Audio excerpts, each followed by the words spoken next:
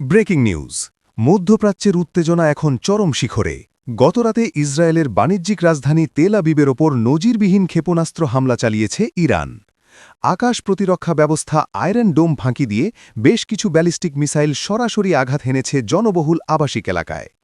আজকের বিশেষ প্রতিবেদনে আমরা দেখব সেই ধ্বংসযজ্ঞের চিত্র। তেল আবিবের কেন্দ্রস্থলে এখন শুধুই ধ্বংসস্তূপ। গভীর রাতে যখন শহরবাসী ঘুমে আচ্ছন্ন, ঠিক তখনই সাইরেনের শব্দে প্রকম্পিত হয়ে ওঠে চারপাশ। প্রত্যক্ষদর্শীদের মতে আকাশ থেকে বৃষ্টির মতো আছড়ে পড়ে ইরানের ছোড়া একের পর এক শক্তিশালী ক্ষেপণাস্ত্র। একটি ক্ষেপণাস্ত্র সরাসরি আঘাত হানে বহুতল বিশিষ্ট একটি আবাসিক ভবনে, যার ফলে মুহূর্তেই ধসে পড়ে কাঠামোর একাংশ। চারদিকে ছড়িয়ে ছিটিয়ে আছে জানালার কাচ, বিধ্বস্ত যানবাহন এবং গৃহস্থালী সামগ্রী। স্থানীয় উদ্ধারকারী দলগুলো সারা রাত ধরে ধ্বংসস্তূপের নিচে আটকে পড়া বাসিন্দাদের উদ্ধারে কাজ চালিয়ে যাচ্ছে। হাসপাতালের তথ্য অনুযায়ী এই হামলায় নারী ও শিশুসহ বেশ কয়েকজন গুরুতর আহত হয়েছেন, যাদের অনেকের অবস্থাই আশঙ্কাজনক।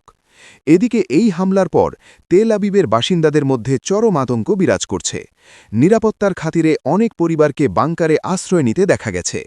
ইরান এই হামলাকে তাদের সার্বভৌমত্বের ওপর করা আঘাতের প্রতিশোধ হিসেবে বর্ণনা করলেও ইসরায়েলি প্রতিরক্ষা বাহিনী অর্থাৎ আইডিএফ হুঁশিয়ারি দিয়েছে যে তারা এর কঠোর জবাব দেবে।